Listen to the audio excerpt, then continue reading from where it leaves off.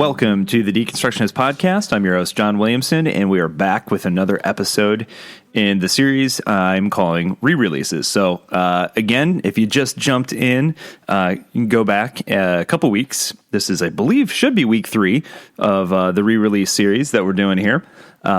These are oldies but goodies that I've pulled out of the archive. We've been around for almost 7 years now, and so this is something that we wanted to do a while ago, but just never got a chance to do it. So doing it now as I gear things up again for more new interviews and new content, but those of you who are newer may not have heard some of these episodes. So this is one that was a big deal for us.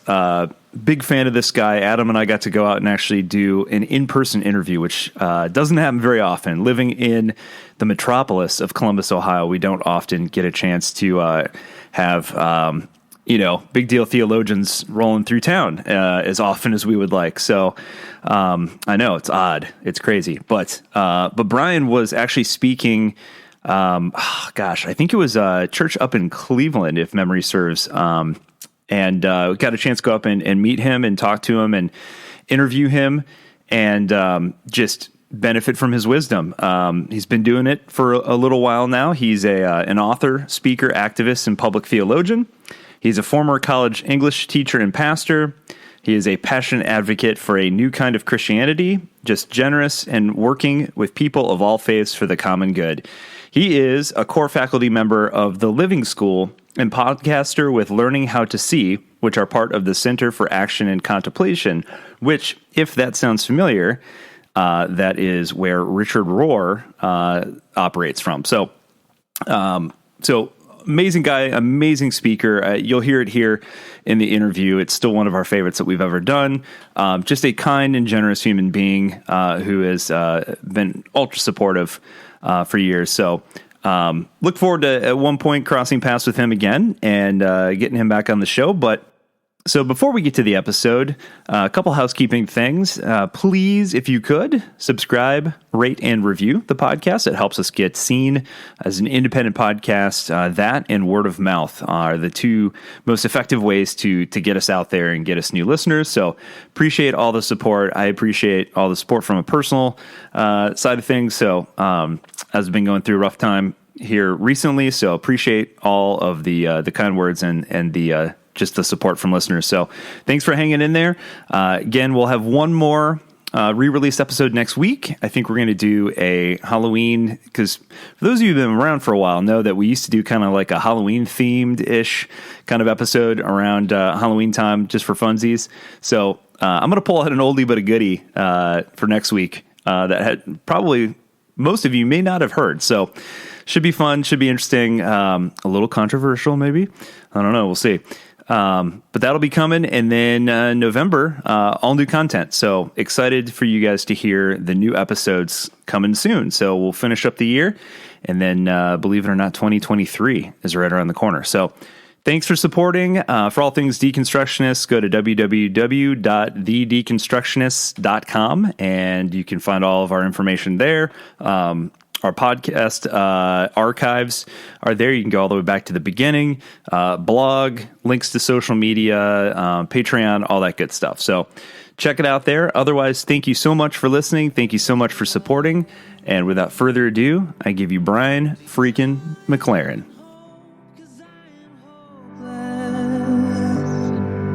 Do you believe in love? 'Cause I'm alone.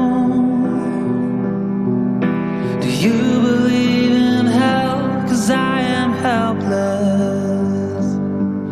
This water I am treading is now my own. Here we are at Deconstructionist Podcast, coming to you guys from Lakeside, Chautauqua, at Lakeside United Methodist Church with the guest lecturer of the week. You're probably all familiar with him because of his work over the last couple decades, a voice of the emergent church, the emergent conversation, and now just activist and speaker and author, Dr. Brian McLaren. Thank you for being with us, Brian. I'm really looking forward to it.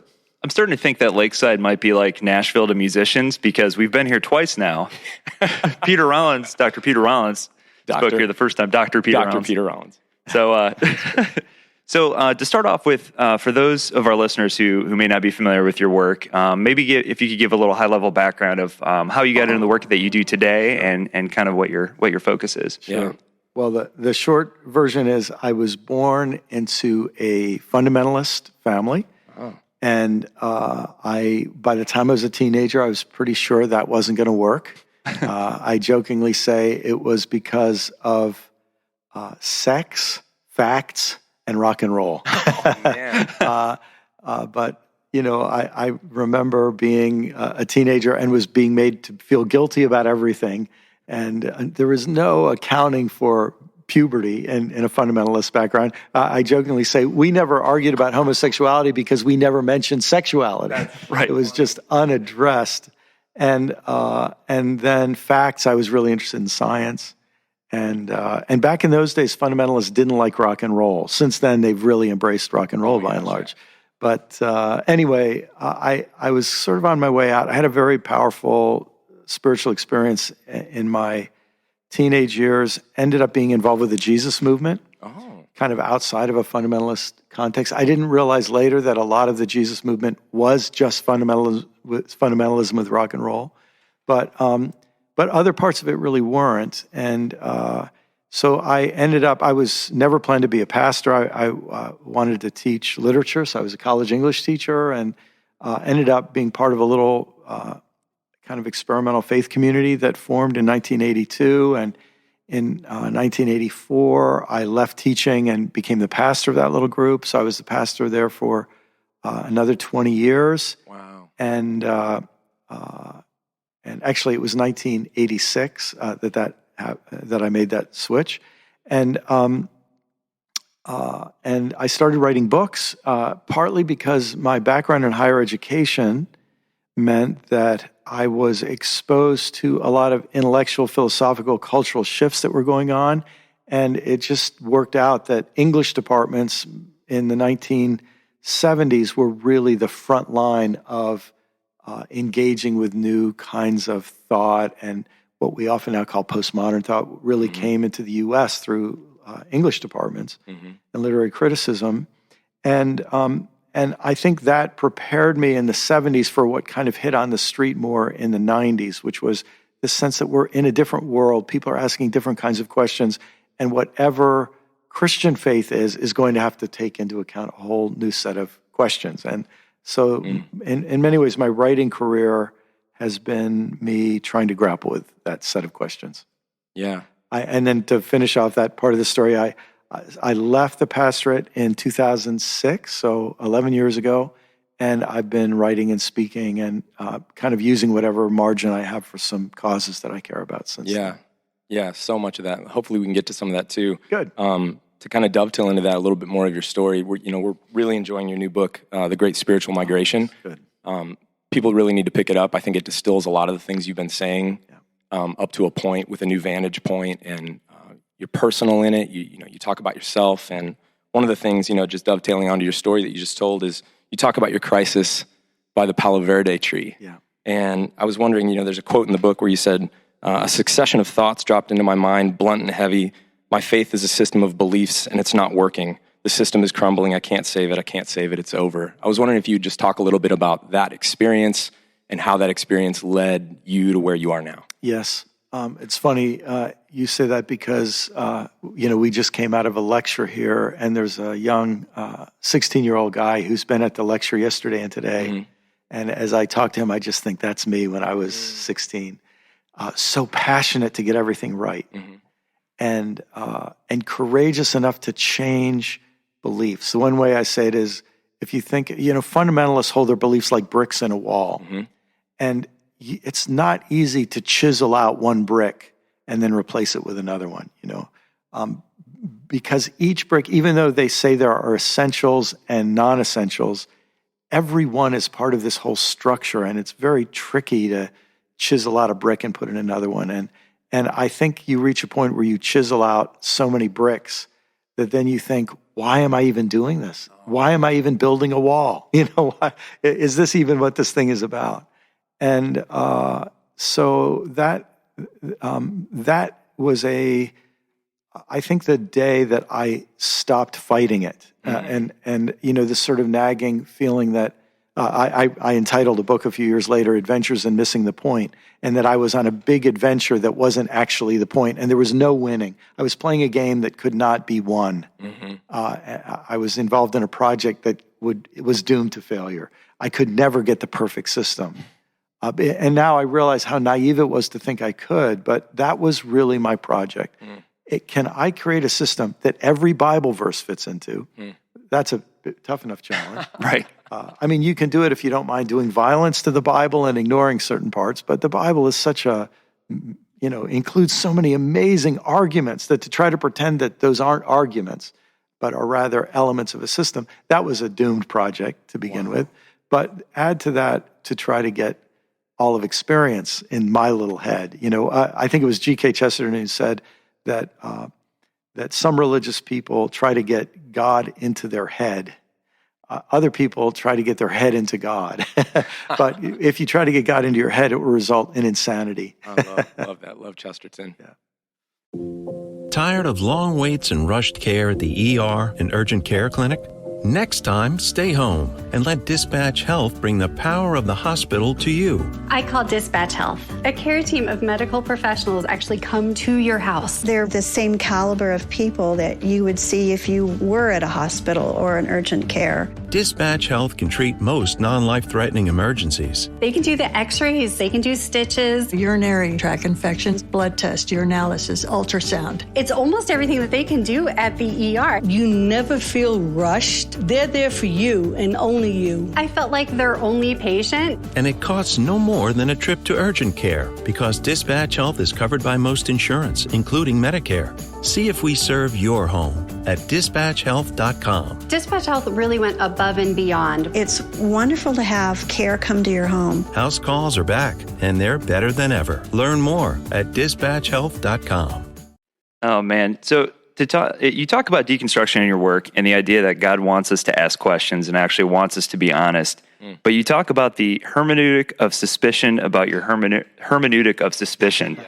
And I think what you're trying to say here is that you don't have to throw everything out. And you can also find yourself, while kind of deconstructing, find yourself at, again, what you would call that brick wall all over again. Is that a fair assessment? Yeah, that's a good way to say it. If I could, Paul Ricoeur famously talked about naivete, loss of naivete, and second naivete.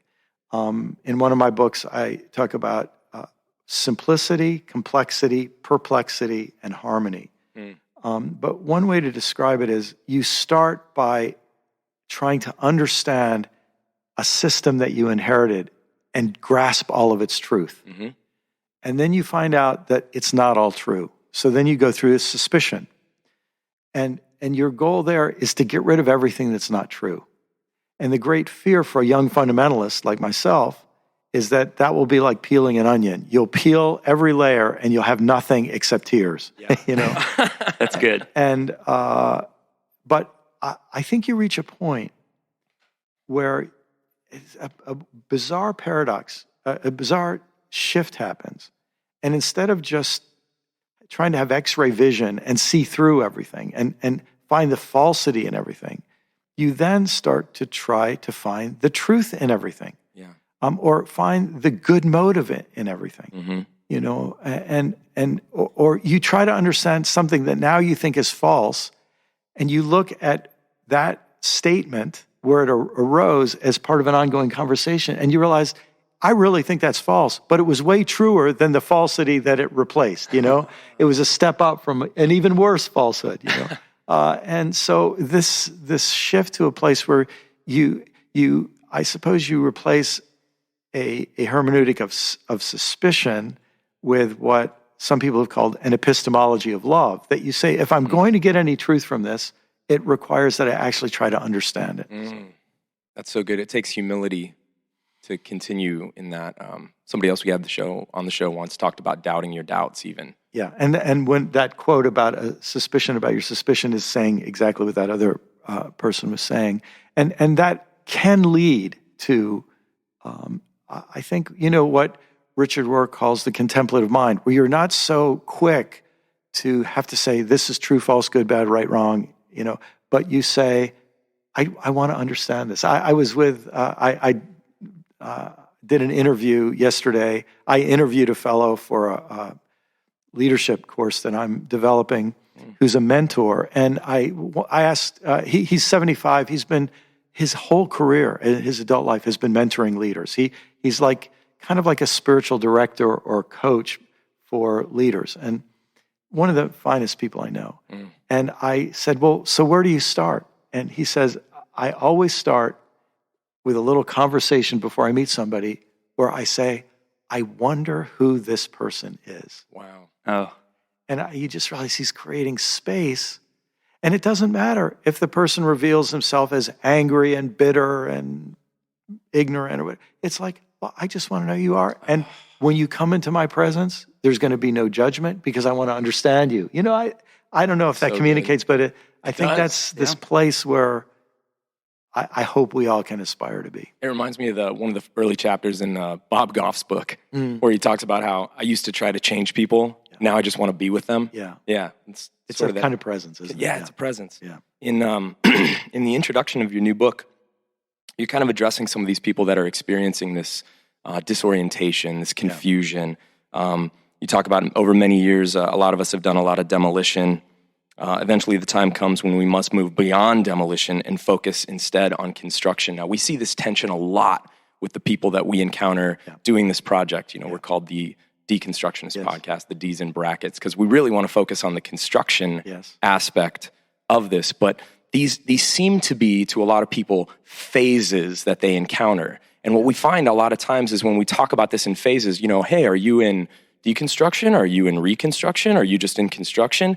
People are getting almost obsessed with what phase am I in? Yeah. And I was wondering if you could talk a little bit about that. Are these phases, or is it just a momentum that's constantly taking you forward and always requires new evaluation, new demolition, new construction? Like, could you talk a little bit about that? Well, first, can I say I'm really glad you're asking that question because it's really worthwhile question. Thank you. So I mentioned, I wrote this book called Naked Spirituality, where I talk about these 4 phases that are roughly similar. My simplicity and complexity are like that construction. Yeah. And then perplexity is deconstruction. And then the harmony is reconstruction, right? So, and the way I try to say it is, a lot of people are born, I don't think we're born in simplicity. I think we're born in something before simplicity. It's pure naivete, right? Pre-rational order. But our first phase in social life is a phase of simplicity. And a lot of people stay there their whole lives. And you can't judge those people. They might not have the capacity to go beyond there. They might not have the necessity to go beyond there. There's a loving version of a person in simplicity. Oh my gosh, yeah. So a lot of people stay there. Then a whole lot of people move into complexity and stay there. They never get beyond that. They never get to the deconstruction phase. That's where they live. What I think part of the postmodern condition is that a whole lot of us, in a lot of settings, get to that perplexity deconstruction stage at an earlier and earlier age. Yeah. And there are many, many reasons for this. I think my friend Richard Rohr says that great love and great pain bring us to that stage. I would also say a great education and great travel, a great amount of travel, because when you travel a lot, you're exposed to different cultures, especially not just tourist travel, but kind of immersive travel. But all those things can get us to that deconstruction stage sooner. And then we get to what I call that harmony stage, where we are able to start to reassemble some coherence. But here's the thing. If you live long enough after that, let's say you get to that stage by the time, I think I reached that in my 30s. I think my 30s were trying to move. I spent my 30s sliding deeper into perplexity. Yeah. And I maybe began to move into some of that harmony stage. A little about that. my late 30s. But that becomes your new simplicity. And it becomes easy. And then what happens is you face new levels of complexity. And then but here's the thing. Your first time, it's a little bit like sex, your first time, it's all new, right?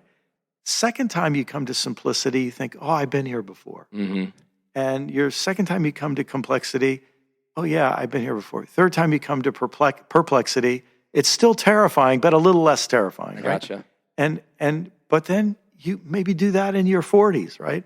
And then in your 50s, it's kind of easier, And I think at younger and younger ages, more and more of us are going to say, this is just life, and we won't be so shocked by it. Yeah. And that's where, I wonder what happens if you have what I'm calling people in harmony, or whatever you want to call it, people who are there. If they have children, there's a good chance, if they're good parents and they're part of a community where this works, by the time their children come of age, that's where they are, right? Parents can't raise their children beyond where they are. It's so true. And so at any rate, I that's why I think that's such a great question. And maybe another way to say it is, where that sort of partitioning becomes especially problematic, is when people use it as a social stratification. Oh, exactly. You're still in that stage, and that's just always a sign that they haven't really they have no experience in that harmony stage yet. Because at that point, part of being in that stage is being able to say, there's nothing wrong with people in an earlier stage. That's where they are. They have their work to do. Absolutely. Right. So I think that's part of how this process unfolds. That's beautiful. Thank you. Yeah. Well, I had a different question, but now you made me think of something else. So, one of the things you talk about in your book, and I think this kind of leads into that, and this is a question that we get a lot on the podcast, and that is, so when you start to reach these later stages, and as a parent, that presents a kind of a unique challenge. How do I continue to teach these stories to my child, knowing that they're probably metaphorical, and some of these things probably aren't true? So within the context of raising a home, raising children, how do you approach that? Yeah. I wish I were asking that question, when my kids were little, because now my kids are grown and they have kids of their own. And my kids are better parents than I was, and in some ways I'm sad about that. I wish I'd been better. One of my friends said, when you raise your kids, when they turn 18, you look at them and you say, I did my best, but you deserved a lot better. And that's very much how I feel. But it's very gratifying to see them be farther along in this process with their kids. But one of the great problems right now is that we have almost no faith communities that are centered in stage 4 that have room for people in stages 1, 2, and 3. Yeah. So good. And what that means is that it's very hard to find faith communities for our children to be raised in. It's just, I think it'll be different in 5 years. I think it'll be different in 20 years. But that's where we are right now. It's still a problem. Yeah. What even happens for a lot of churches where we have young adults who are grappling with these issues, and then they have kids, and then the kids go to Sunday school where they use the same crappy curriculum that is just going, it's flashier, it's got video, it's, all the rest, and it's giving them stage 1 version of Christianity. So here's where I think, we've got the work of people like William Fowler and my personal favorite, William Perry, who wrote about stages of adolescent intellectual development and moral development. We've got a lot of human developmentalists who can help us here. And I think and I'm glad to say there are Christian educators with PhDs in education who are beginning to ask what it means to do solid moral and Christian education for children. You might wish this were done 100 years ago, but it wasn't. So now's the next best time. And it's going to be a whole new challenge. It will further the disruption, because here's what's been a problem for my kids, even to the degree, I wish I'd been farther along in what I taught them. But my 2 older kids have had a terrible time finding a church because they go in, and they wouldn't use this terminology. Maybe they would, but if they're using my sort of 4 stages, they would just say, all these churches are stage 1 and stage 2 churches, and that's not where we are anymore, and it's not where we want our kids to be. So, but can I just say one other thing? kids are way smarter and more sophisticated than we realize. Oh my gosh, yeah.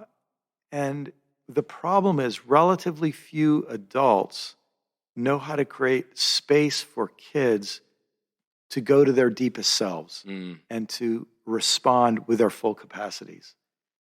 And very often when kids respond to their full capacities, they can't do it verbally. It's one of the reasons why art is so important with children. Interesting. And I have a friend who's a child psychologist, and he loves to use play therapy because he understands children very often what they're doing in play is phenomenally profound.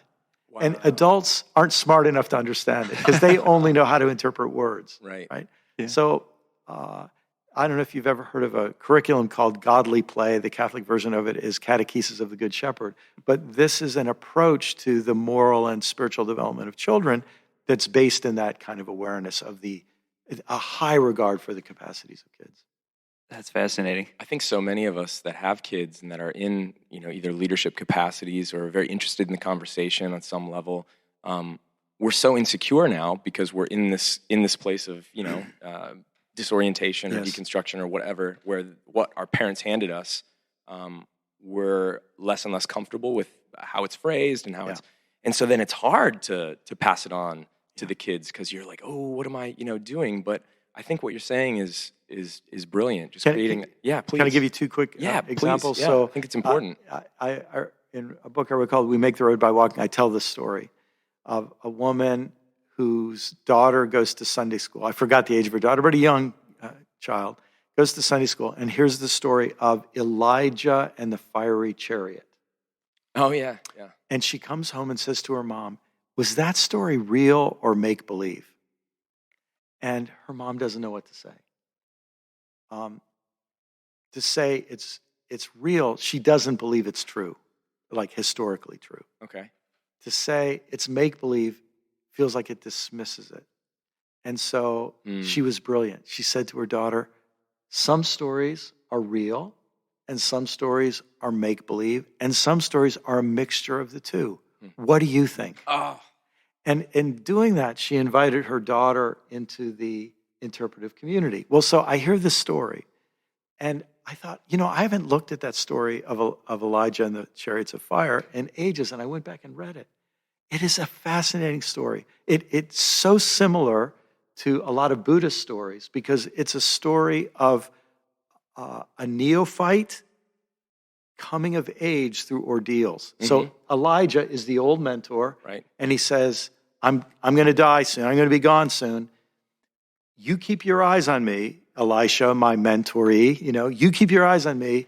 If you're watching me when I go, then you will receive a double portion of my power. Mm-hmm.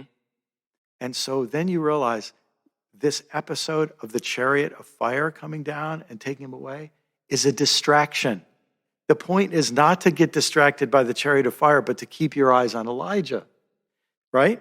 So isn't it ironic? We have debates about whether it really happened or not, which proves our ability to be distracted. Sure. But here's the thing. As soon as I read this, I thought, okay, in an ancient culture, why do you tell a story like that? Mm-hmm. You tell a story like that because you realize that Martin Luther King lives among us. And he dies. And there's a blaze of glory. And we then talk about the chariot. And we stop looking at what Martin Luther King said and did and meant. And we look at the statue and the day that we erected in his honor. Absolutely. And I thought, this story is so profound. And you realize that the person who takes it literally misses that profound meaning, and the person who says, oh, it's not true, and dismisses it, misses that meaning. I mean, I think that's one of the most powerful stories. After I went back from that 5-year-old girl or whatever's question, you realize something more is going on. Well, that actually brings us to a point in your book, and you're talking about spiritual migration. You're talking about all these different things that are happening, in the Bible being one of them. And there seems to be a resurgence right now of a lot of people, we've experienced it with the podcast especially, that they don't want to throw the Bible out. Yeah. They want to learn how to read it better. Exactly. And almost hearkening back to Jewish interpretation and the ways that, first century and even before that, were comfortable with the layers of ambiguity and symbolism and layers of meaning inherent in the ways that they wrote, where we're just familiar with propositional meaning, post-enlightenment, rationalism, one single thread, and you have to follow it all the way. People are really into guys like N.T. Wright, and like the Bible Project is this seemingly conservative movement, but you have to actually listen to them. They're trying to take you down into layer and layer and layer and layer and show you how big it is, which almost looks more like an invitation, doesn't it? Than just hey, here's what it means, just memorize it. Exactly right. And so the Bible is an important part of your book, and you talk about some of these different ways to engage it, because that's a big issue for a lot of the people that listen to this podcast. Could you just touch on, I want them to get the book and really wrestle with themselves. There's great discussion questions. If you're in a community, there's some really great resources in this book to engage your community together, because I think that's important to you. But could you just touch a little bit on the Bible and some of the ways you look at it that you think are helpful? So I should tell you that one of the, when you write a book, there are parts you feel like, oh, that was pretty good. And the parts you're like, I nailed it there. And probably one of the parts of the book that I felt the best about, not that I nailed it, but I developed this little chart. And every chart oversimplifies. Right. But this chart, at least, is less oversimplified than what most of us inherit, which is that there are two ways to read the Bible, our way and the wrong way. And so it's a chart, a little matrix of 6 ways to read the Bible. And the first thing it does is, instead of putting people in 2 categories of literal and, of conservative and liberal, I say there's really a spectrum in how we read the Bible that stretches from literal to literary. And everybody moves back and forth on that spectrum when they're reading the text. But basically, literal focuses on facts and literary focuses on meaning. And my belief is we should be a lot more concerned about meaning, because if we only are reading for facts, somebody else is giving us meaning. And this is the great problem. They tell you, oh, read the Bible for facts, and then you don't realize that they're selling you a framework of meaning snuck in under the biblical facts. Absolutely. Yep. And then, so if that's the horizontal axis, then there's a vertical axis where I talk about an innocent, critical, and post-critical or integral sort of ways of engaging with the text. And what I'm really advocating for is to use the terms we were using before of sort of construction, deconstruction, and reconstruction, that we aren't afraid of that middle stage, but we don't get stuck in it. Because again, in some ways, the middle stage is looking for bad facts and bad meaning. That's a good idea. Yeah, Get rid of bad facts and bad meaning. Yeah. Scrutinize, be skeptical, develop a good, I'm trying to find the right term here, be sure to have a good fecal meter for bad facts and bad meaning. Fecal meter. Love it. That was just coined just now. Right here. But then where do we go beyond that? And, here's one of the interesting things.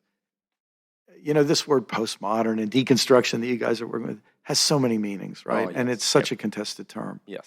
But there's a certain sense that that we wanted to get rid of unhealthy facts, so-called facts. We might call it false, fake news or whatever, and harmful meanings, right?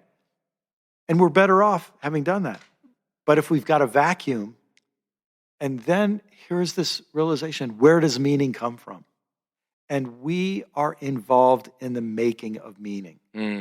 And this sense that we take responsibility for the meaning that we make. I have 4 children. One of my children is a cancer survivor.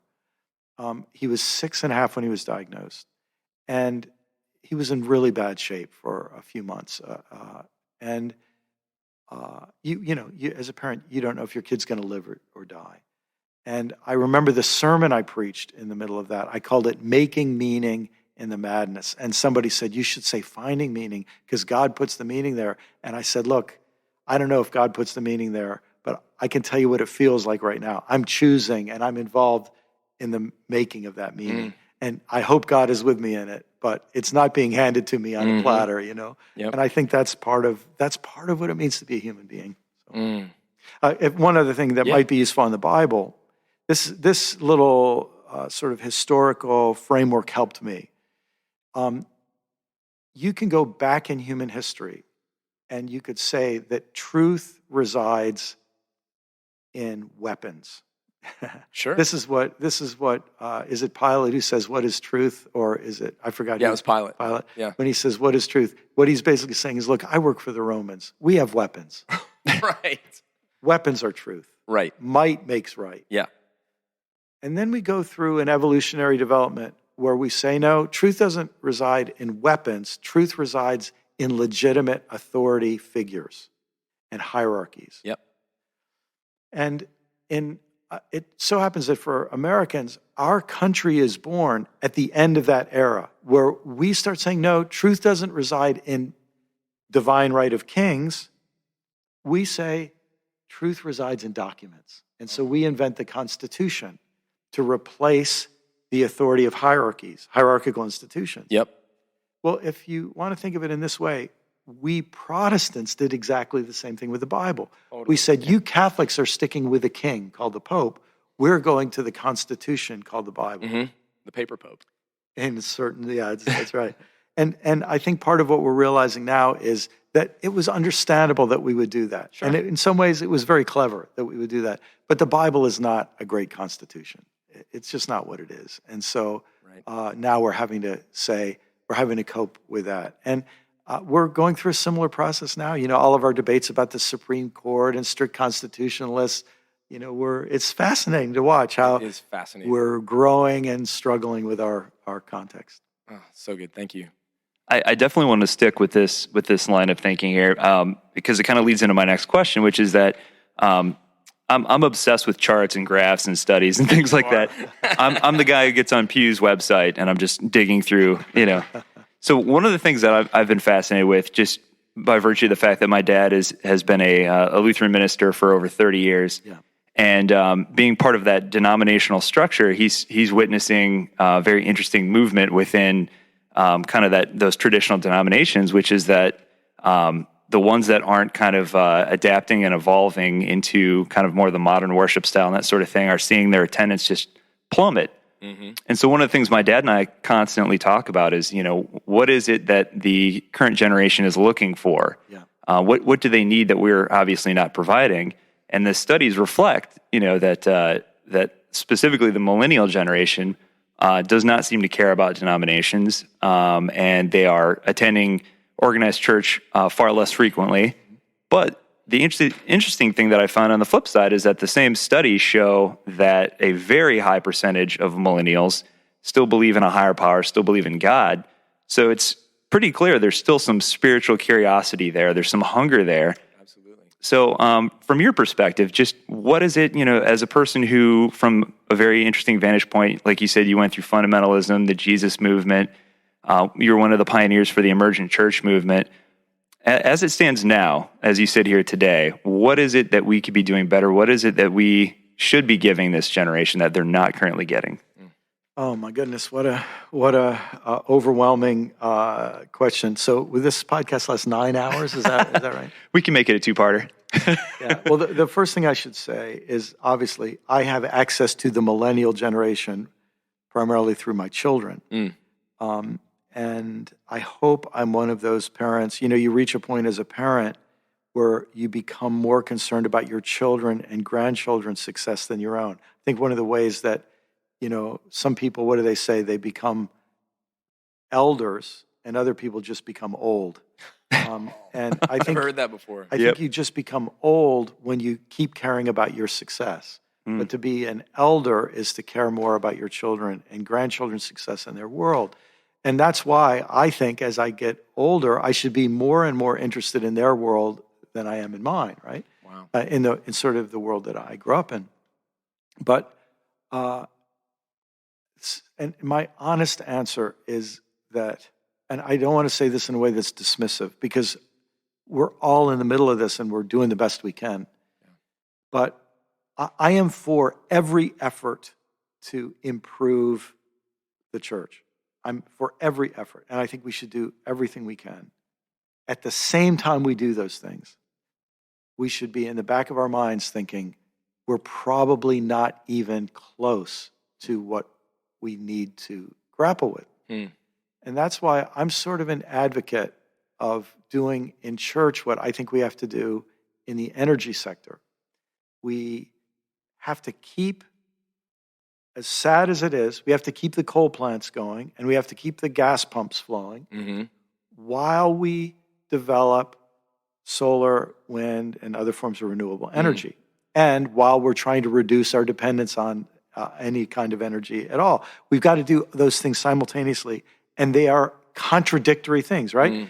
To keep the gas pumps flowing is against what you need to do to get the other going. So we have to recognize that there's a paradox and an irrationality to what we're doing that we should not be comfortable with. So I guess part of what I want to say is don't be so naive to think that your little incremental solutions are going to work, but don't disparage them either, and live with that tension. Does that make sense? Yeah. So then you think, well, what's the, because what we have to say is, God, hasten the day when I am not using fossil fuels in any way. Right. Hasten the day when my home is powered by renewable energy, when my transportation is powered, when my, hasten that day, right? We live in that tension. So here's the way I would say it.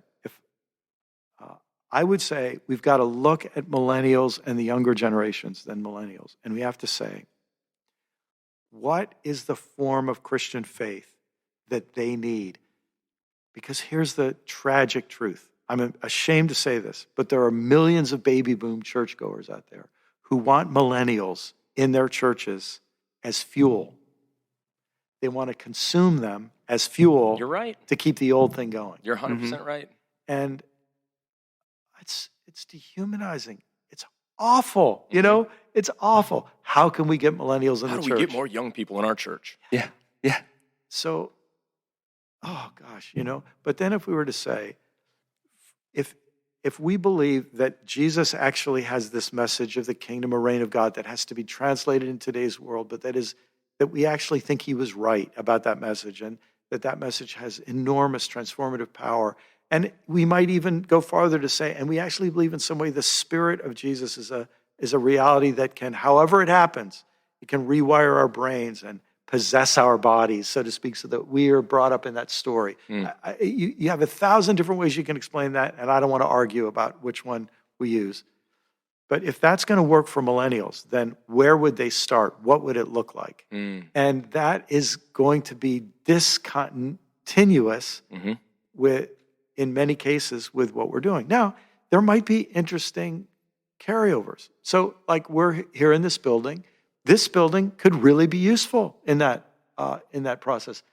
The pastor sitting here, and no offense to the pastor, but I'm pretty sure that these pews arranged in straight lines and rows will not be useful for that, because there's something in education, you call it a null curriculum. It's what is taught before anyone says anything. And what's taught in this setting is that find your place in a straight line and face the front where the action is, right? A friend of mine says, architecture always wins. But guess what? So people say, oh, throw out our churches. Listen, this is valuable real estate. Absolutely. It's got a roof. It's got air conditioning. It's got really nice ceiling fans. This is great. This could be repurposed for what is needed in the future. So that's, to me, the process that we have to go through, right? People say, oh, get rid of the denominations. Listen, I'm deeply involved with our denominations. I see how we're in denominational silos. I see the harm that's doing to the larger cause. I see the ways that so much energy is sucked into denominational maintenance. And by the way, non-denominational evangelicals have a denomination. It's just a stealth denomination, which often is even harder to change because it's invisible and unwritten, and it works through other kinds of power, right? That is so right but on. So much of our energy gets sucked into that it's not invested in the real causes of our mission, right? So I see this problems, but here's the thing. People need pensions in today's world. People need health insurance. Yep. It's not a bad thing to have a bank that you can go to that will give you a loan if you need to do some things, right? That's nice. So this is where we need this both-end mentality. Sorry to ramble on. No, that's great. That's awesome. This goes right into, we're so in sync, John. I love it. This goes right into a question. So one of the things, obviously, that we're super curious about on a macro level, and this is something you talk about a lot, but John and I we're just looking at each other, before we record, after we record, if we're out having beers, we're out hanging out, we're just talking about like what is going on right now. There's obviously something going on right now. There's just, you can feel it, you can see it, you can notice it in conspicuous ways, and then there's more of a hidden aspect to it. And looking back, with your work and like Phyllis Tickle's work, commenting on what happens every 500 years and all that kind of stuff, I want to talk about that, and I want to tease out one thing that almost goes into the question that you guys were just talking about with all of that. When I look back to when Jesus hit the scene, and then 500 years after that, and then 500 years after that, and 500 years after that, there's this thread that I just noticed, just reading your book, actually, it just stuck out to me for the first time, of permission. This concept of permission. So Jesus hits the scene, and all of a sudden, this rigid Jewish kind of structure opens up in new ways with the Spirit. You've got the inclusion of Gentiles. You've got this decentralization from the synagogue. You've got this missional movement.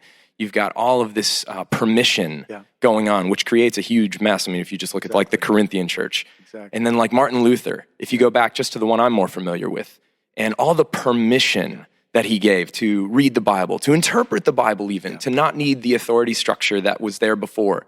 There's permission. When I read your book, there's a lot of permission to ask, permission to challenge, permission to leave things behind, permission to use a quote from your book, to shovel away the distractions and rediscover the precious gift that has been too long been buried. I can't help but draw a parallel to all these reformers 500 years ago, 500 years before that, all the way back to Christ. So this concept of permission seems really important. Why is this so important to give people permission and in a healthy spirituality, in a healthy organizing religion, to use your phraseology? And is this permission dangerous? Well, yeah. So there's another, boy, we could. So I'm thinking about a couple of different things that could be useful to bring up. One of them is there's a political theorist named George Lakoff. A lot of people have heard of him. And George tries to give a typology of the liberal mind and the conservative mind. And this is pretty useful to understand in today's political setting. George Lakoff says, the conservative mind is the strict father paradigm. And this narrative says, we're bad and lazy, and we need a strict father to make us do what we should do. And then he said, the liberal paradigm is the nurturing parent paradigm. We're harassed and helpless like sheep without a shepherd, and we need a nurturing parent to guide us, right? And he thinks that these minds are formed in, they could be genetic. We could have a genetic disposition toward one, or we could have early childhood experiences that tend us toward one or the other. I remember reading hearing a lecture some years ago about anxiety disorder in human beings and panic disorder and so on. And the fellow said they studied guppies, the little fish. Oh, sure. And they found out that if you have a group of 100 guppies and you scare them, 94 of them will run away, will go or swim away, and 6 of them will be brave and will be the last to run away. Maybe not brave, or maybe oblivious, right? But, right. 94 of them will tend toward caution, right?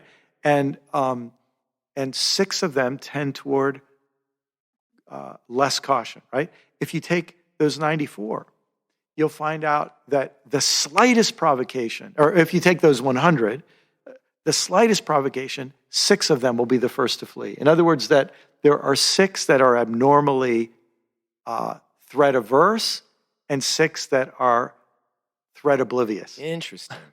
And the guy said, biologically, you can see why, if there are dangers, the threat-averse ones are most likely to survive, right? Because they'll go for cover, and when other ones will get eaten by a predator. But he said, well, then why aren't the 6 most courageous, or less fearful, why aren't they eliminated from the gene pool? He said, because they're the ones who mate most often. and so it's, that little story, the little story makes you see that diversity as part of a gene pool is a good thing, right? Sure. So you think it's very possible that this is bred right into us. And some of us are oriented toward the strict father, others are oriented toward the nurturing parent. That's the first thing that might be useful in this. And it's the nurturing parent who gives permission, because the nurturing parent says, it's a big world out there. I want you to grow up. I want you to explore. It's the strict father who says, it's a dangerous world out there. You do not get out of my sight, right? And so there we can see both of those. Sure. The second thing that comes to my mind is that I think in our current political and theological setting, it's not just conservative and liberal. I think it's actually, I would say it's progressive, conservative, and regressive. Yep. And I think Christians can see this more clearly by looking at Muslims. A lot of Christians are ignorant of Muslims because they only hear what the press says. Sure. And the press is 500% more likely to report on Muslim extremism than on Christian extremism. So a lot of Christians don't know anything about Muslims. They think they do, but they know nothing. But in Islam, you could say it like this: Muhammad, so the Quran comes into existence in the early 7th century, and it's encoded in the culture of the early 7th century. And Muslims are struggling to say, how do we deal with the 7th century? How can we be faithful to a 7th century document in the 21st century? And so they periodically stretch and become very, very progressive. A lot of Christians don't know that Muslims were more advanced than Christians throughout much of our shared history. Really? They were far more humane, far more economically prosperous. They were a more prosperous civilization in many, many ways than Christian civilization, in many places, in many parts. It's hard to make generalizations, but Christians would be surprised at how advanced Muslims were in many places. But then it's like the elastic band stretches, and then they get, snapped back to the 7th century. Wow. And Christians struggle with a similar problem.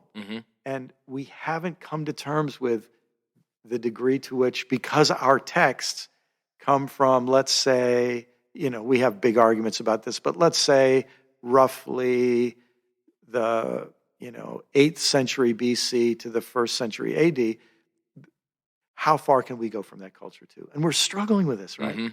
And if Muslims aren't given permission to cut their ties to the 7th century, they're really going to have continued agony. And if we aren't given permission to cut our ties from those ancient cultural roots, we're going to have periodic problems. So the permission's important. That's good. And I think there's a simple way to do that. Here's the way I say it. How do we honor our founders?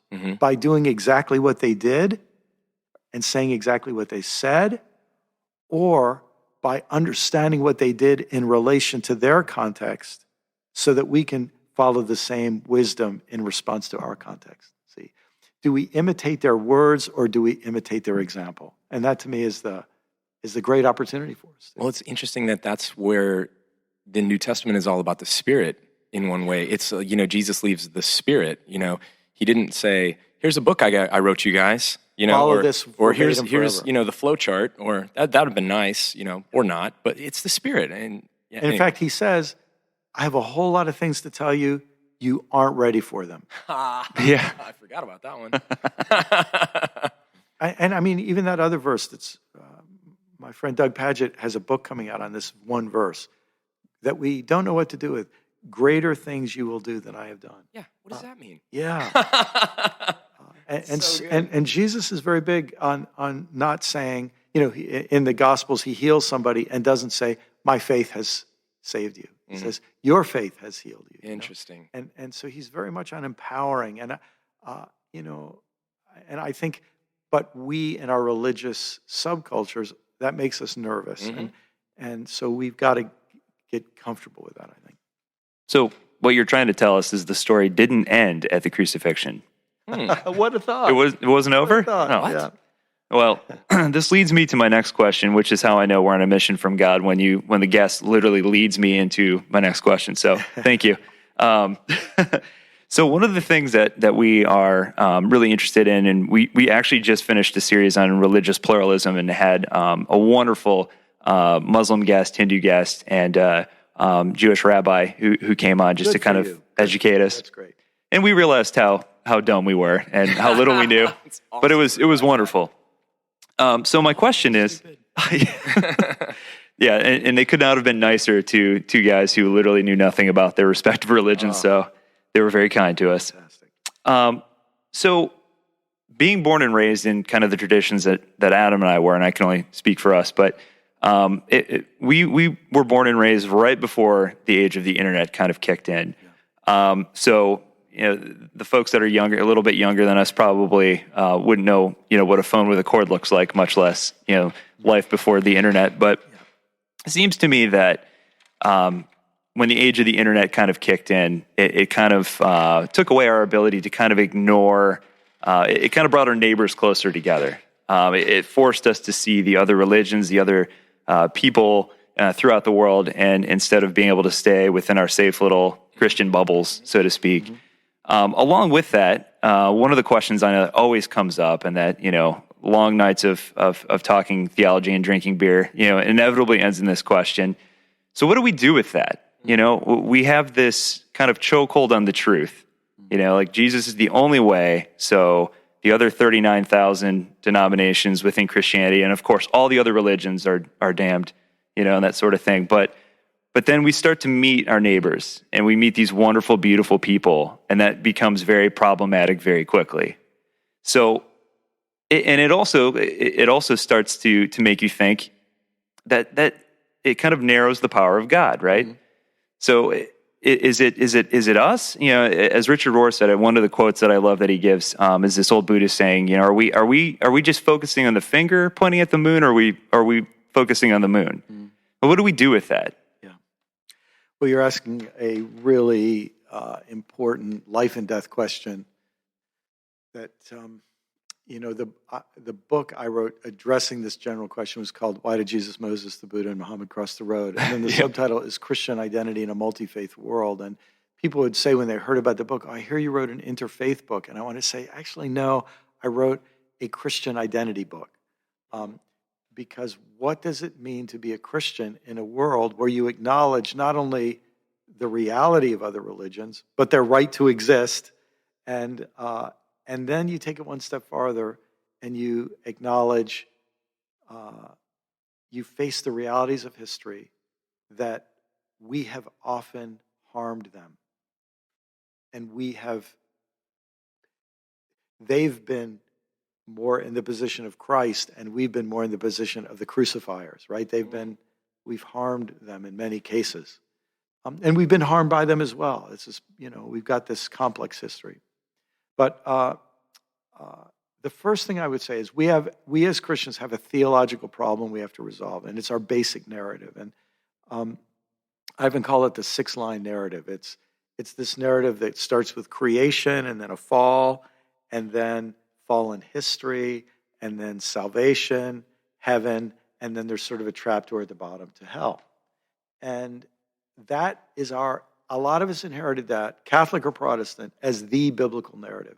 And I remember I'd been a pastor for 20 years before I ever thought, if I were to read the Bible and nobody told me that was the narrative, I never, ever would have discerned that from the Bible. Sure. I never would have discerned that from the Bible. And I remember the first time I drew it on a napkin when I was talking to somebody, and I just thought, nobody would read the Bible and get this narrative. And I thought, where did it come from? My theory is it comes from Greek philosophy and Roman politics, but that's another whole story. But I think one of the harmful ideas in this is that there was a perfect creation resulting in an ontological fall, and that God is of such a character that anything that's not perfect, God has an irresistible urge to torture forever. I think that's faulty on so many levels, biblical, moral, and whatever else. But I think unless we deal with that, we're going to be patching up a leaky ship, I guess I would say it that way. And I'd like to use some worse metaphors than that. But I think we've got to deal with that in our own theology. And that's what I wrote about in that book. But on a more, and then I think second thing is, we've got to come up with a better way of interpreting John 14:6.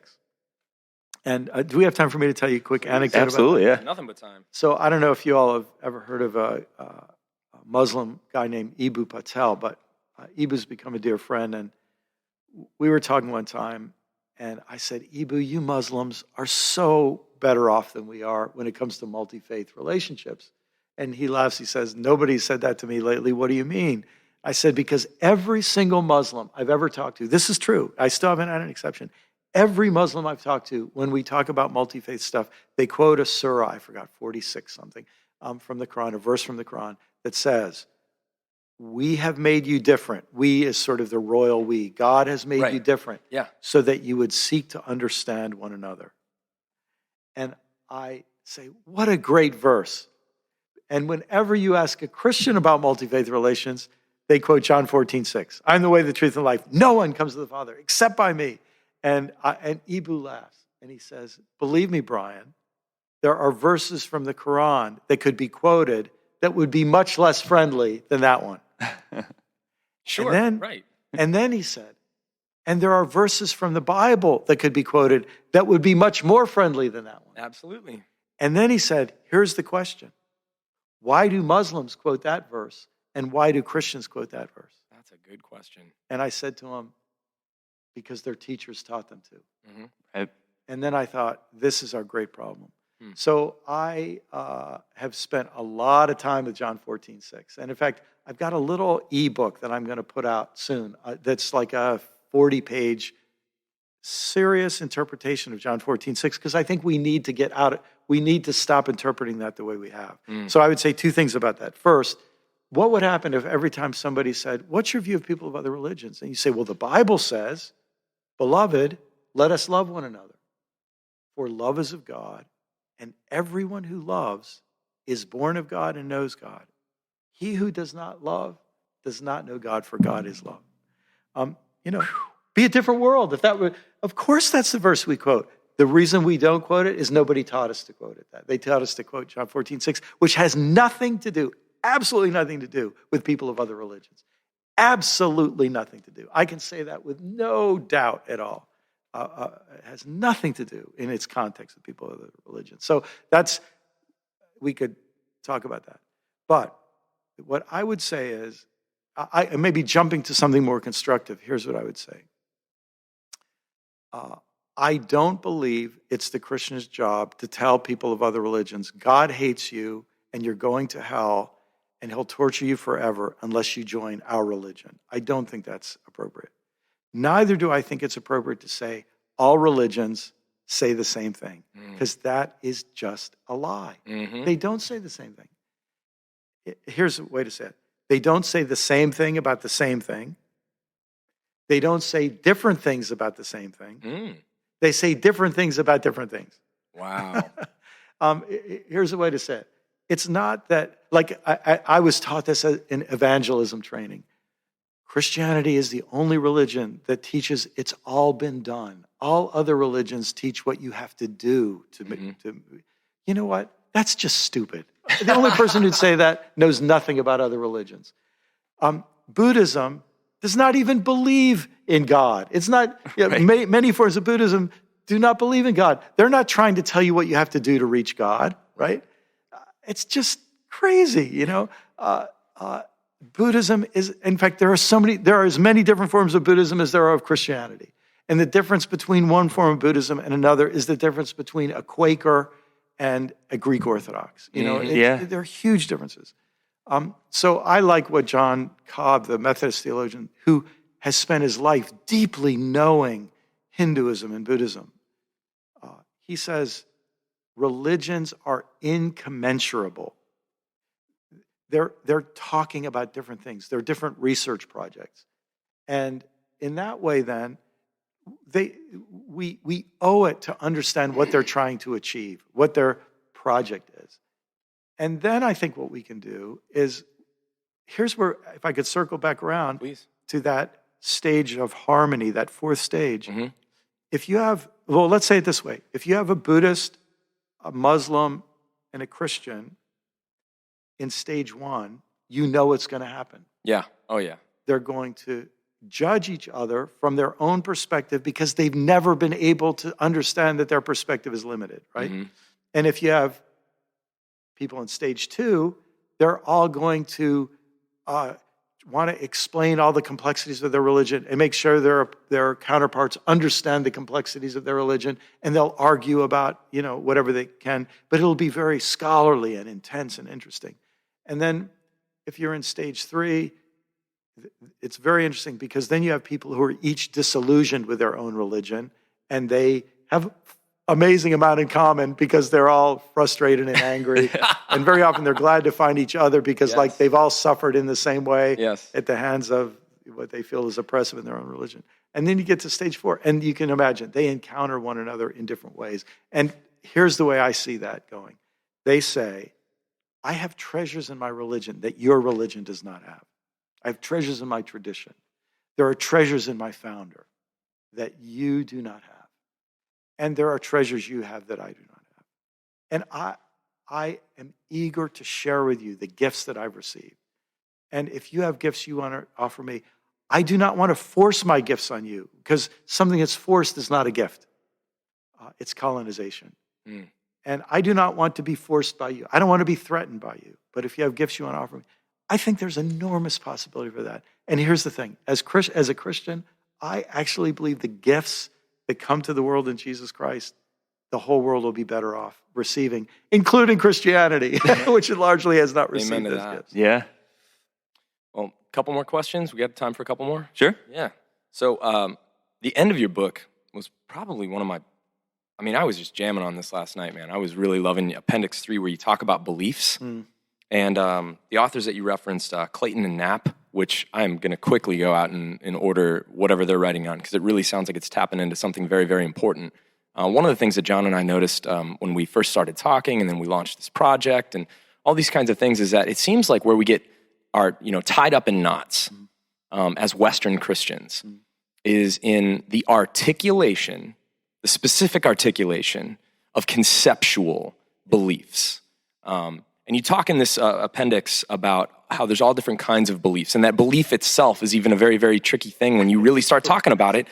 When you really start talking about what belief is, it's actually a very, very tricky thing to nail down. And if you asked a whole bunch of different people what they meant when they said belief, you'd get a whole lot of different answers, which is problematic in and of itself. So beliefs are tricky. There's all different kinds of beliefs. And Clayton and Knapp talk about some of these different things. So you talk about, can the Christianity of the future convene around something other than just a list of conceptual beliefs? And I think this is, in large, a lot of what you talk about.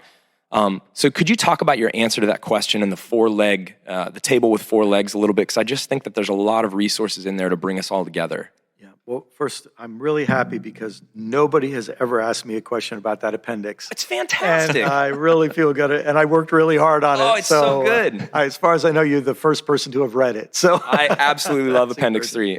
It's my favorite. Oh, thanks. It should have gotten its own chapter name. That's right. Great.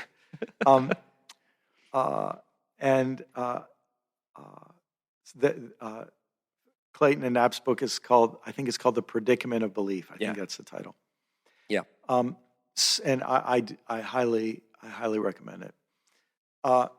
So here's the thing that a quick anecdote. I was in a long bus ride with a rabbi once, and we were heading to this retreat together. And she was asking me about this book, and I was talking to her about this. And she says, you Christians have never made sense to me about this. She says, you're so obsessed with beliefs. We Jews, we don't really care about our beliefs, except as something to argue about. We're united by something else. Yes. And I just remember I went, bling, like I think for Christians, it's hard for us. We've got, several centuries, a millennia and a half, not 2,000 years, because it's very clear for the first couple of centuries, an articulation of beliefs was not at the core. And I'm not against the creeds. I'm against a misunderstanding and misapplication of the creeds, in my opinion, and absolutizing the creeds. But if you say the creeds are what are sort of like walls that Christians erected because they were in the process of being assimilated into something else, and they had to put up some stakes or some things to say, we don't want to be assimilated into Middle Platonic philosophy. That's really good. And so here's how we're going to articulate this without realizing, later Christians then never realized we better do what our ancestors did rather than just say what they said. Because then when Christians are in danger of being sucked into Roman militarism, they were oblivious because they were only focused on not being sucked into Middle Platonic beliefs or whatever. See, so this danger of being assimilated into something or, becoming sort of experiencing a hostile takeover is a real danger. Right? But when I try to imagine what is it that could help us, I think, first of all, a recentering on Jesus and Jesus' message of the kingdom of God is a pretty compelling thing for Christians. His gospel was not information on how to solve the problem of original sin. It wasn't even a category in Jesus' mind. We can say that categorically. It was not a category of Jesus' mind. It was a category that didn't even enter human consciousness until a few centuries later, right? So Jesus has this message of the kingdom of God. Be nice if we really sought to understand that, really let that be seen. Man, that's good. I think we need human beings. This is the great insight of the Middle Ages when authorities were, it wasn't weapons, it was people who held authority. Well, we need people. So my advocacy is for what I call saints and elders. Saints being the moral leaders from the past. Now, one of our problems is that in our history, the people who are often officially sanctioned as saints or unofficially by Protestants are theologians who defended a belief system. Absolutely. And often they were ugly people. Like, for example, I'm a big fan of what Martin Luther did. But Martin Luther was an anti-Semite. Dude, he was nuts. He was a vicious anti-Semite. He was way better reformer than he was. He was way better at attacking someone else's abuse of power than he was of his own use of power, right? Wasn't very nice. Especially towards the end. Yeah. So I personally wouldn't ever make Martin Luther one of my saints. No. Right. But you think, what would happen? Well, maybe my favorite example, because they lived close to the same time, is Thomas Aquinas is seen as a great saint for his intellectual endeavors, which I think are fascinating, Yeah, right? sure. St. Francis was a saint on a different level. Yes. I'd be happy to call Aquinas a scholar of the church, but I really would much rather talk about Francis, right? I like that distinction. And one of my beliefs is that you should never call someone a saint who is violent. Violence disqualifies you as a saint. That's good. And so identify those saints. Then I would say elders are people who are alive, who've lived long enough to earn our respect for their moral, not perfection, but their moral integrity, right? And an example in leadership in the ways of Christ. So I think we need human beings. I also would add to that, this wasn't in the book, but I would also add to that rising stars. Now you have to hold them on a different level, but we need young leaders who we hold up to. Jesus was 30. What we now call Christianity started as a youth movement. And I think we have to shift our emphasis to looking at younger voices like you guys, who have the courage to speak out and are leading in some good directions. So I think we have a huge amount of work to do to refocus on young leaders. So that would be another leg. He was a youth pastor. That's true. Yeah, I mean, what I call him is I'd call him a youth movement leader. A youth movement leader. Yeah. Wow. The really brings odds youth are- for Christ a whole new meaning. He had 12 guys, too. And but really, it's hard to imagine a lot of older people being that excited about following an itinerant 30-year-old around the land. So we don't know the details of their ages, but at any rate, I jokingly say a lot of Presbyterians don't know, and Calvinists don't know that John Calvin was 19 when he wrote Institutes of the Christian Religion. Whoa. And he started it at 19, finished it at 23 or 24, something like that. And I jokingly say Presbyterians have never listened to a 25-year-old since. But you know what's interesting? The United Presbyterian Denomination, every one of their General Assemblies the last few years, I think this is still true, has elected to their leadership council a younger person than history. In other words, they keep breaking the record at going young, which to me is fantastic. Admirable. Yeah. It's really admirable. Yeah, absolutely. At any rate, do you have the other? Yeah, I do. Yeah, right here. So good. Sorry, I don't have a copy of my own book to refer to. So yeah, saints and then practice and a vision of the future. So the practice leg is that we offer people things to do. This is, yoga has had an explosive expanse. It's really incredible. Because yoga is a practice. And any practice makes promises, and it either delivers or it doesn't deliver. So, every few years there's a new ab machine, right? An ab exercise apparatus. And they make a promise, and then they almost always fade away. Or the shake weight. Yeah, exactly. Remember those electric ones that would, and of course they sometimes make a recovery to be discredited once again. Unfortunately, we don't know what our practices are for, so we don't even make any promises about them. But I think there are Christian practices that we could make promises about, so that if people would try them and they actually work. I think that's key. Yeah, a couple examples. So I think this is one of the reasons why there's a resurgence of contemplative practices, because you can make some promises. You learn how to sit in silence, practicing contemplation, and something changes in your brain. Couldn't agree more. It's a promise you can make that can be validated, right? I personally think we don't know about our practices of love that are great treasures, but I think we can tell people, you serve others. You take an act of humble service for others. That's one of our practices, and you will be changed by the act of service. Can't argue with that. And a lot of people experience that. One of the amazing things that's happening to churches is they go on mission trips. Look, a lot of mission trips don't help the people they go to as much as anybody thinks. Some may even do some harm. But a promise you can make is you bring people out of their comfort zone to serve people who their politicians are telling them to judge and condemn, and you serve them in love, and you're changed. So that's what I mean by practices that's great. That make promises. And then the vision of the future? And the vision of the future is important because I think this is something Christianity is very conflicted about, and I think we, in a sense, we have to provide a vision of the future. I call it a participatory vision.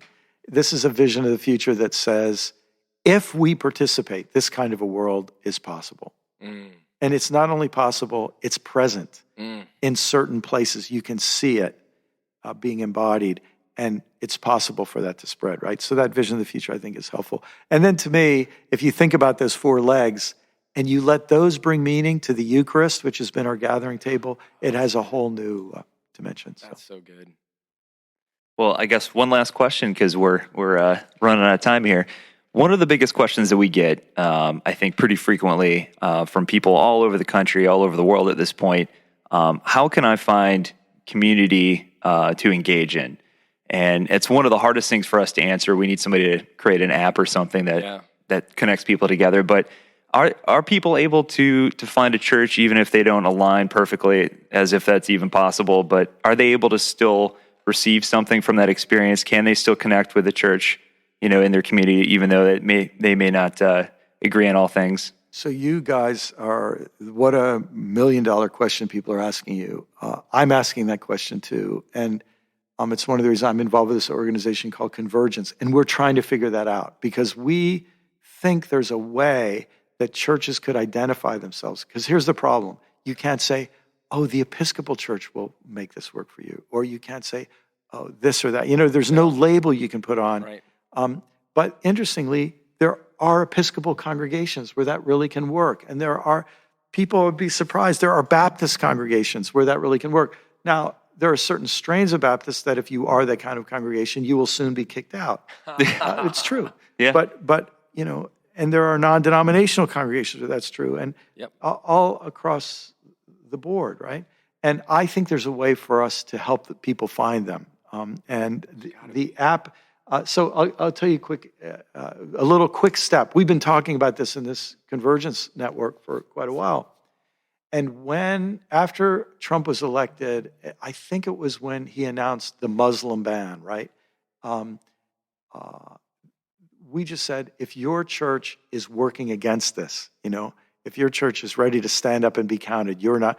And I think we had 400 churches right away. Oh, wow. Say, we're in. Well, it was an interesting way to find people. Absolutely. Yeah. And so I think there are ways that we can help these churches find each other.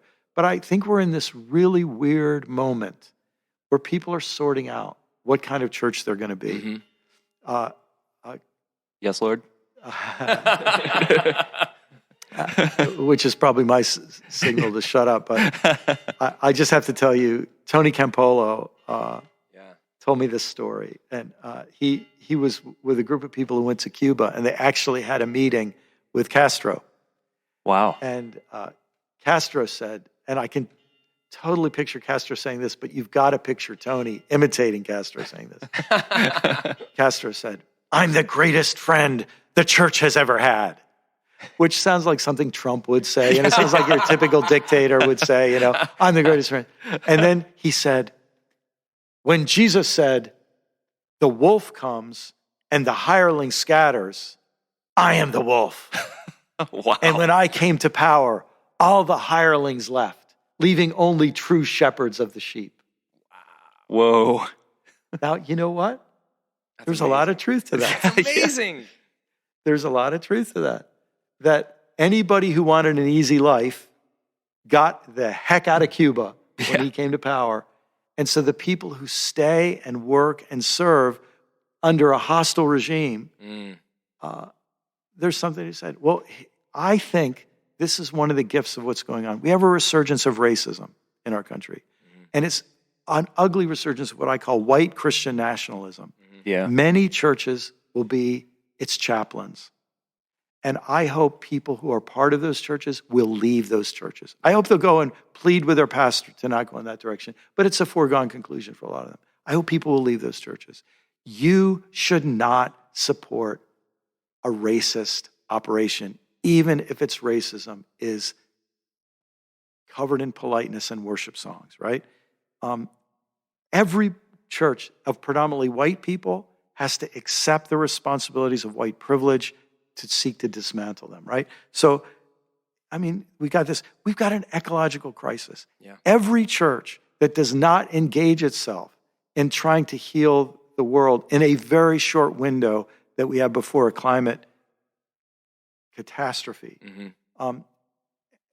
Every church that just carries on business as usual without addressing the crisis of the climate, I hope people will leave those churches. I hate to say it, but why waste your time and money if we're missing the moment there?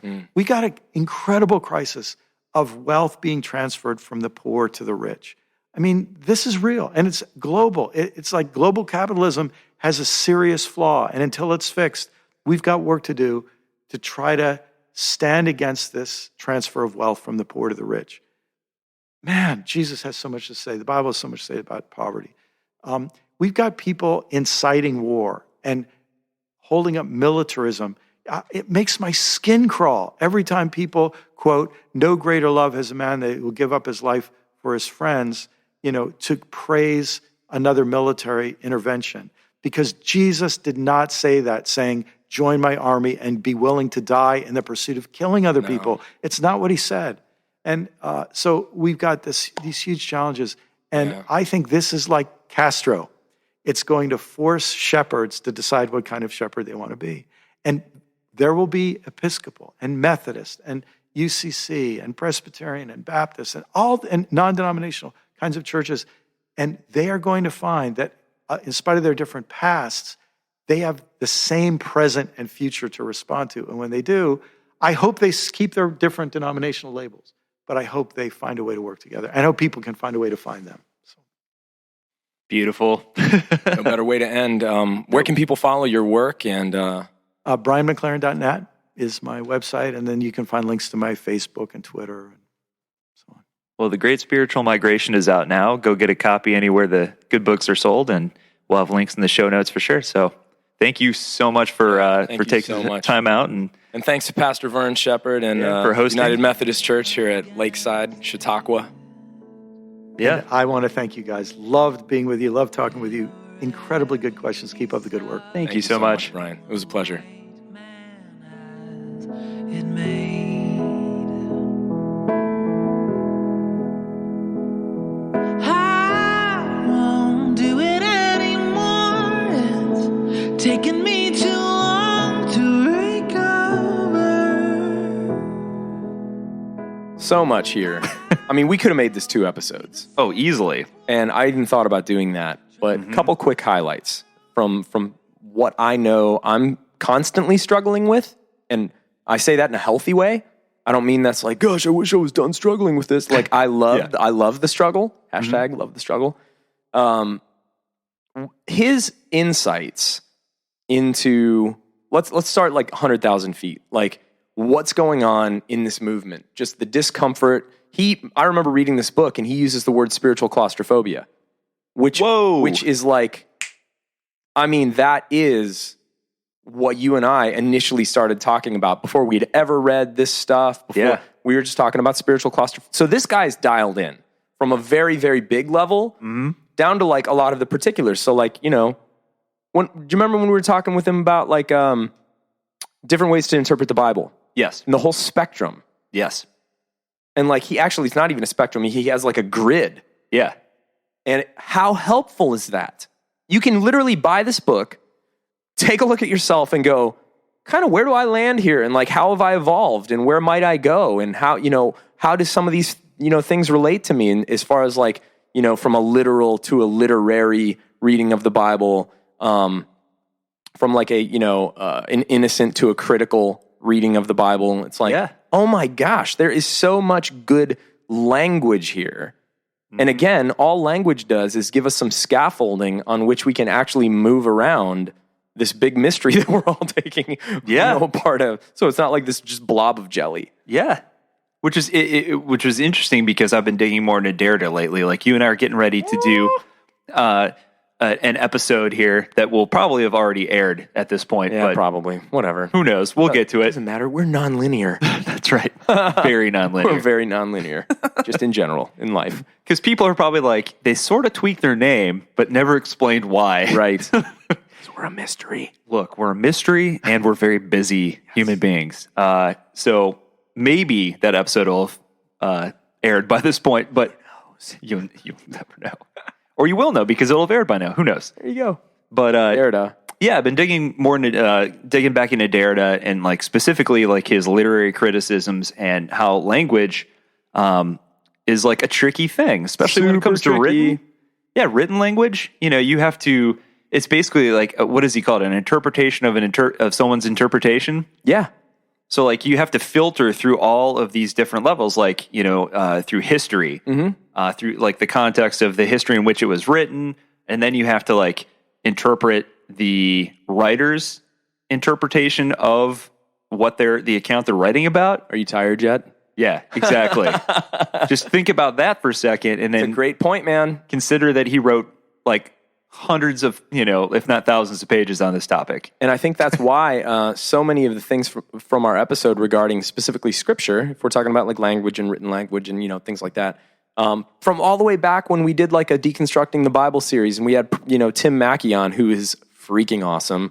Yeah. New podcast. What is it called? Oh, it's called Exploring My Strange Bible. And everybody, it's so good. Man, I just love it because I love hearing things from all these different perspectives as I get to play around on this great journey. Yeah. So, one of the things that, we were talking about with Brian that goes back to what you're just saying with Derrida is just this interpretation is tricky. Yeah. It's really tricky. When somebody writes something down, they're experiencing a truth and they're trying to put language to it, which is an interpretation of the truth. And then you've got to come along and assume that your interpretation of their interpretation is right on. Yeah. That's the game we're all playing here. Right. And the cool part about Brian McLaren is he just at least suggests that he's like, just listen, if somebody is giving you facts and they're trying to give you like, this is a fact, this is a fact, this is a fact. Be very careful, Right. Because they're sneaking a narrative of meaning in there. Yes. They're telling you also about meaning. And if you're not careful to understand and decipher and interpret and, discern the meaning that's coming along embedded in those quote unquote facts, you're being fed a story, which isn't maybe necessarily a bad thing unless you're completely unaware of the fact that it's happening at all. Yeah. Because it's formulating thoughts, it's formulating identity, it's formulating positions that you will eventually start to take action on. Dude, and the worst argument I ever hear against that, the worst counter argument I've ever heard is that, well, like, the Bible is so inspired that, like, God made it so easy for everyone to read that, like, the answers are obvious in it. Well, if that's the case, we wouldn't be arguing about it, would we? Like, don't tell any Bible scholar ever on any end of the spectrum that would be the most insulting thing you could possibly say. Your whole life is a complete waste of time. Yeah. We don't need scholarship. Yeah. Like, if God truly made this thing like magical in the sense that we can all immediately read the same passage and derive the same meaning from it, then there would be no argument. No. None of us would be arguing right now. No. We would all see the same thing and land on the same, Be like, hey, my 6-year-old son can read Dr. Seuss books. I'm just going to pull scripture out and have him just read some words, and he'll get the meaning. Yeah. No problem. Yeah. It's like, oh, come on. Oh, Lord. But yeah, so much here. And I hope that for those of you that listen to this, I'm guessing a lot of you are familiar with Brian McLaren's work. Depending on where you've been and where you've kind of progressed along in your spiritual journey, that probably he's not exactly a guy that people are just kind of neutral on. And I hope that you were able to take away from this his spirit and his voice and how he is trying to help. Yeah. No matter what you agree, disagree, like whatever. Like, that's why we do this. Mm-hmm. But hopefully you found it inspiring and thought-provoking. Yep. And there's so many things we could get into, but it's already been such a long episode that I think that it'd be best if you just have a conversation with somebody yourself, or sign on to Patreon. Yes. And pledge a certain amount, and we'll have a conversation with you. Yeah, that's one of the packages, as well as for those of you that really want to throw down and be a part of this, we have rare, I don't know how to put it even, like episodes that are not a part of this podcast. We are actually... Secret episodes. Yes, Adam and I are secretly curating a new separate podcast from the Deconstructionist Podcast, where it'll just be Adam and I discussing ideas that can be suggested by you, so you guys can help us produce, essentially, episodes that you will get your hands on well in advance of the general public. And it's an as-yet-to-be-named podcast. We haven't even started writing for it yet, but that's a cool thing that you guys can get your hands on, as well as a bunch of other things. But we got a lot of juice fermenting. Yes. That we are excited to get out in recorded form, just to inspire more conversations and connect with you guys more. So get on our website, check out our Patreon, buy Brian's book, by all means, if you want some good, vigorous, intellectual, and spiritual exercise. One thing you'll find in this book, let me just give it a quick plug, endless footnotes for more resources to explore from all over the spectrum. You'll probably be surprised at the different kinds of thoughts and people and influences that he pulls in to what he's doing here. And there are discussion questions that get you really just going on some of the ideas that he wants you to think about. But again, I just think it's beautiful stuff, and I'm happy we got to spend some time with him. And, Brian, if you by chance listen to this, we hope you're doing well, and thank you. Yeah. And for now, we are your hosts. I'm Adam Narlock. And I'm John Williamson. We love you guys.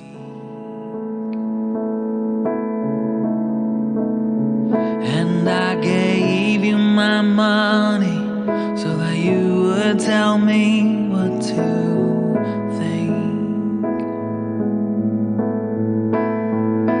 And I learned from a book that you had taken the heart out of.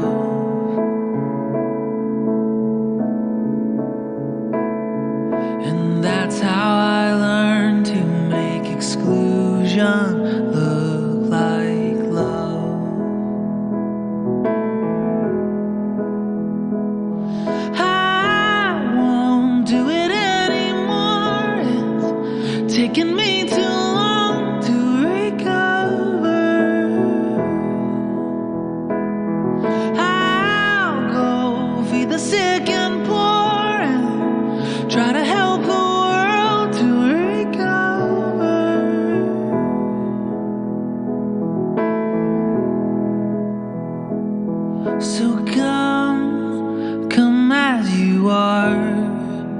Take up your cross, use it to build a wall, and reach across the aisle and fire your guns so you can keep them.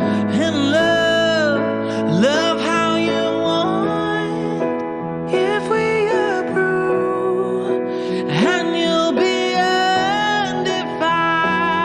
So come, accept our gift, salvation from sinners.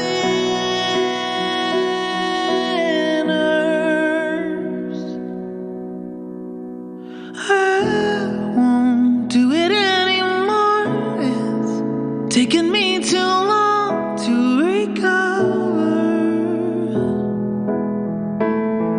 I go feed the sick and poor and try to help the world to recover.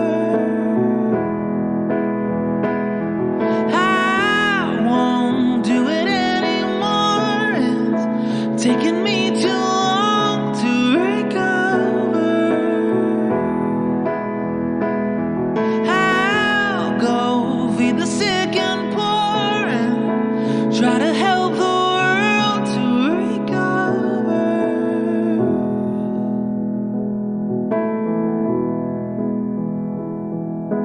Gonna take a while to wade through the fear and the hurt.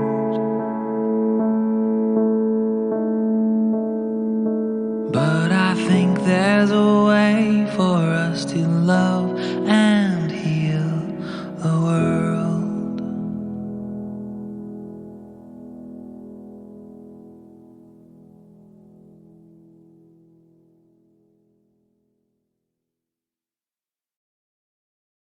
What's the big deal?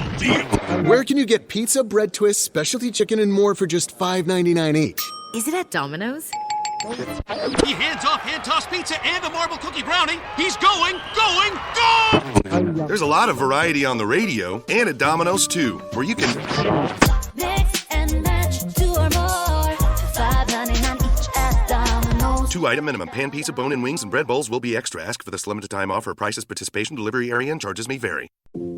Tired of long waits and rushed care at the ER and urgent care clinic? Next time, stay home and let Dispatch Health bring the power of the hospital to you. I call Dispatch Health. A care team of medical professionals actually come to your house. They're the same caliber of people that you would see if you were at a hospital or an urgent care. Dispatch Health can treat most non-life-threatening emergencies. They can do the x-rays, they can do stitches. Urinary tract infections, blood test, urinalysis, ultrasound. It's almost everything that they can do at the ER. You never feel rushed. They're there for you and only you. I felt like their only patient. And it costs no more than a trip to urgent care because Dispatch Health is covered by most insurance, including Medicare. See if we serve your home at dispatchhealth.com. Dispatch Health really went above and beyond. It's wonderful to have care come to your home. House calls are back, and they're better than ever. Learn more at dispatchhealth.com.